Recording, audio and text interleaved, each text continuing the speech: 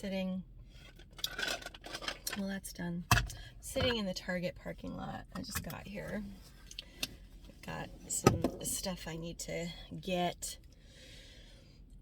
And it's Sunday morning, so it's lovely. We're switching to water.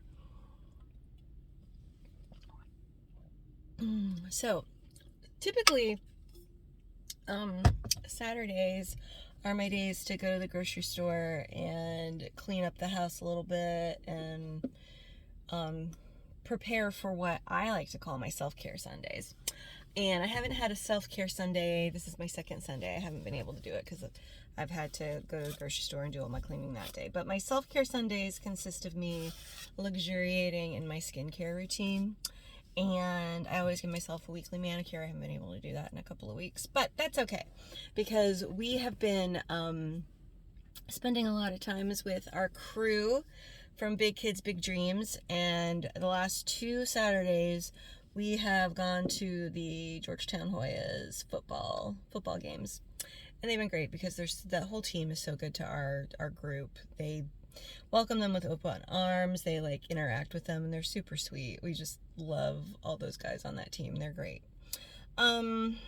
So interesting things have happened. Well, they happened Friday. So as a lot of you know, or you may know or may not know, I have diabetes. And I have been on insulin for about a year, I think. Yeah, it's been about a year since I've been on insulin. Well, I had a doctor's appointment about 3 weeks ago with a new doctor, because this whole rigmarole happened that my doctor that I was presently seeing, the doctor that I was seeing left the practice and didn't tell anybody, or didn't tell me. And the practice is just like, they don't want to lose any patients, so they're just like, well, you can see whoever's available. And I'm like, okay, that's fine. So this last doctor I saw said, I'm your doctor now. I'm like, oh, great. Okay, that's great. And she was like, we did a med check, because I hadn't been in like a year since I started the insulin. So we did a med check, reviewed all the other medications I was on, and she said that she was immensely concerned that I was only on insulin. And I'm like, excuse me? She's like, well, it is concerning that, you've been on the insulin for a year, but that's the only thing you're on. Like, you're not on any other medications to help with the management of the diabetes. And I was like, no, I wasn't really told that I needed to be.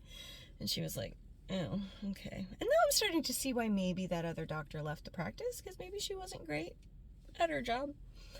But anyway, we had a conversation about starting me on OZEMPIC.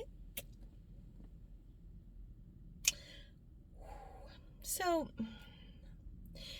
here's the thing. I did not hit the genetics lottery in anything necessarily good. Like, diabetes runs rampant on both sides of my family tree. This guy's gonna hit that car. Okay, no, he's not. But yeah, diabetes runs rampant. It's on both sides of my family. Like, my father had it. 2 of my uncles and my grandmother on my mom's side all have it. And then I got it too. Now, that's not to say that I haven't treated my body like a temple. Definitely. I've treated it more like an amusement park. So, I have to take an additional amount of responsibility for everything that's happened. So anyway, back to the doctor's appointment. So she was like, well, we haven't done blood work in a year. Let's do blood work. Let's, see where your A1C is. Let's measure out cholesterols and everything, and we'll see where you are. I'm like, okay, great.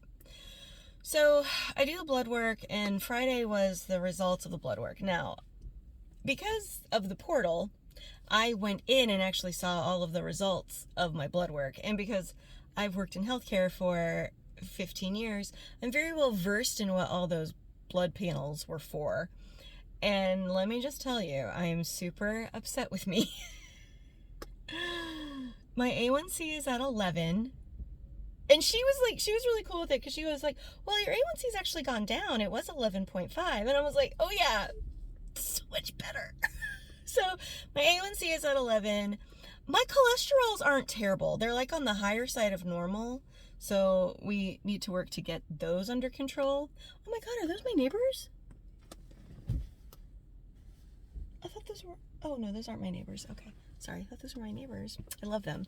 But so yeah, so my cholesterols aren't terrible. They're on the higher side of normal, but we know we want to do all the things to like get those down. So I'm still on my, oh, and my blood pressure has been annoyingly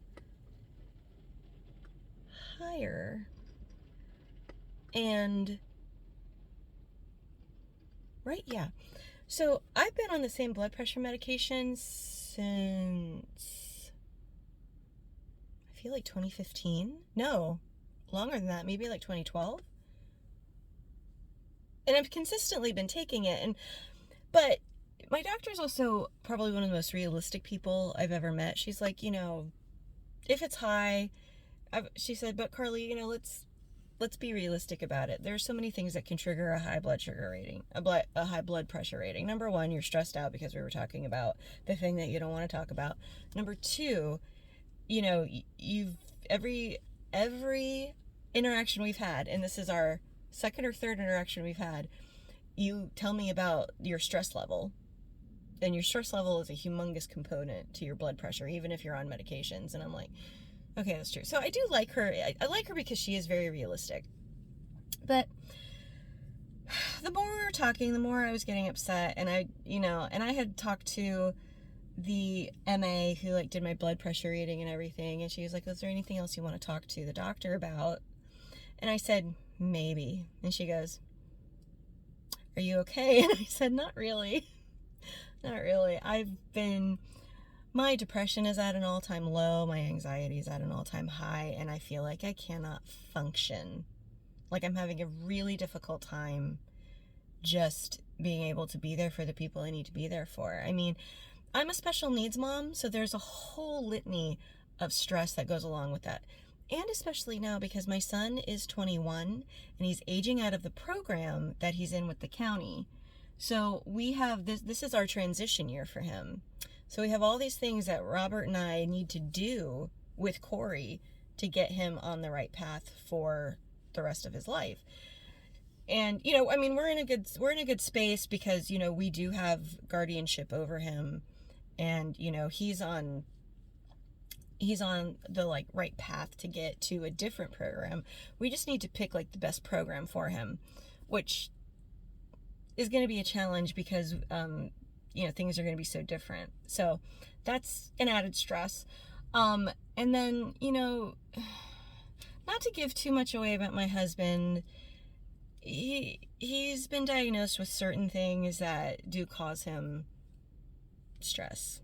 You know, and I don't want to give those away because he hasn't really given me permission to talk about those, and I don't want to paint him in a altering light. But the point is that with my stress level, I need to be basically the default person for everything. And it's hard because I've never been taught how to deal with my emotions, and I've never been taught how to have a conversation that may turn into something that's confrontational without completely shutting down. And I'm in a position with my professional life where things are not going great with certain people. And I can't say anything about it because things that I've said about it in the past, and I've spoken to the powers that be about it, and even directly to the person that is causing a greater deal of it, and I'm not getting anywhere with them. And this guy's pulling in, so hang on 1 second. So I've just been noticing that my everything just seems to be bothering me more. And I was really good for the longest time, and I've taken like a 2-week break from going to the gym only because with school starting for Corey, I needed to get like the rhythm of his bus being there. So I finally timed it on Friday that if I leave right after he gets picked up from the bus, I have just enough time to get to work and get a workout in. So I'm going to start doing that again on Monday. And my doctor said that would, number one, is going to help with the overall stress level. And she's right.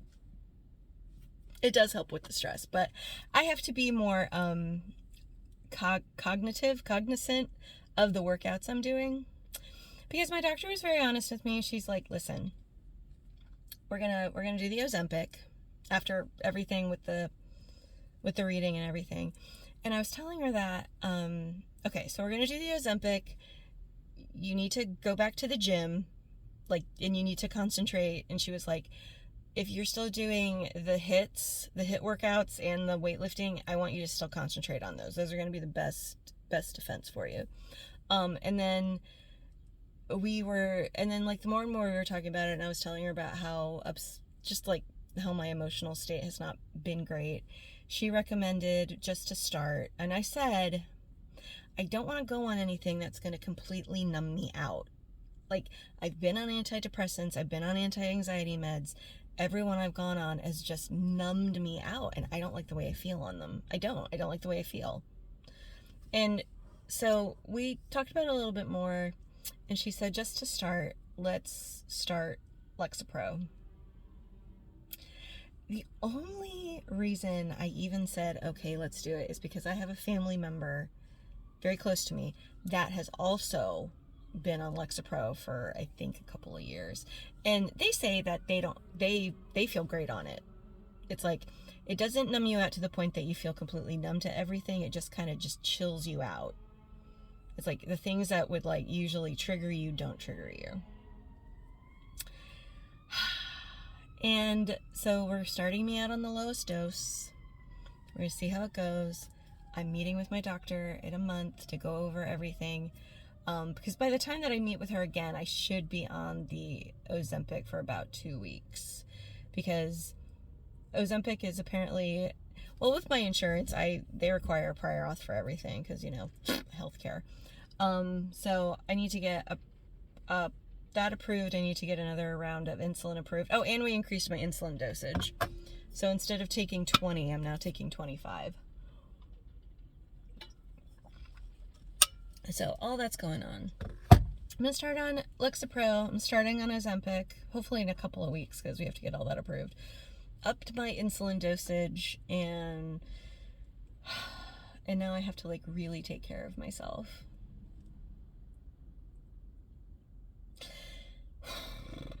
But I will tell you, one of the things that triggers me about losing weight specifically, because back last summer, like between July and November, July, it was like tail end of July and then bound to November, I had lost 25 pounds.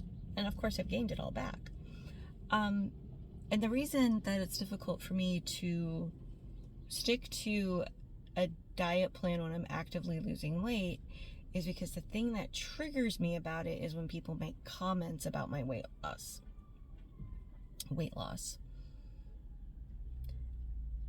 And everybody says, oh, you're losing weight. And I'm just like,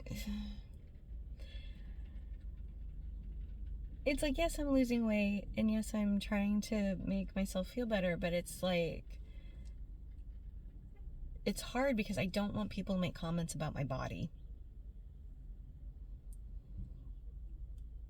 It's like one thing for someone to say, oh, you look really nice today, as opposed to somebody say, hey, how much weight have you lost? But like, what does that matter? It doesn't.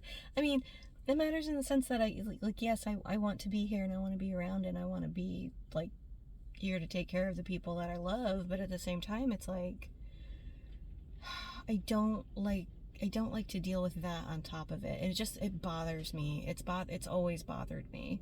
Because it's just like, I'm so much more than just my weight. I really am. And I know that. But it's like, I'm also have a chronic illness that I need to take care of. And the only way to really manage that is to be at a healthy weight. Like a literal healthy weight. Not like weighing, like I'm 5'8" and I have a very big frame. I like literally do.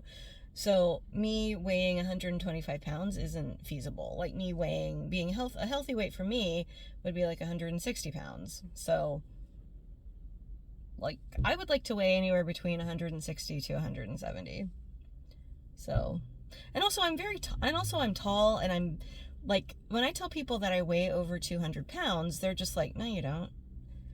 Because it's true. I don't necessarily look it in person, but I do. Anyway, I'm going to get back into Target and get the things that I need and move on with my day. It started raining. Bleh. Okay, we're back in the kitchen with horrible overhead lighting. I had every intention on finishing that video yesterday, and it did not happen. I came home and just, started doing all the things that need to get done. Like, I started cleaning the kitchen, I started cleaning the bathroom, I put all the groceries away, and started doing a little prep for dinner and prep for lunch. So,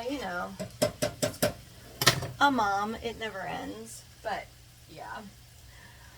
But I am happy to report I made it to the gym on Monday morning, which is today. And did I do any of the things I'm supposed to do? No, not a one. I walked for 25 minutes. And I think I know why, because now I'm starting not to feel awesome. So, I've been losing my voice all day, which is, not ideal when you talk all day long. But I am just going to leave it here. I just wanted to wrap it up and give it an actual outro. But I appreciate everybody watching. Thank you for following me on my journeys to better health. More to come. But thanks so much. I love you guys. Bye.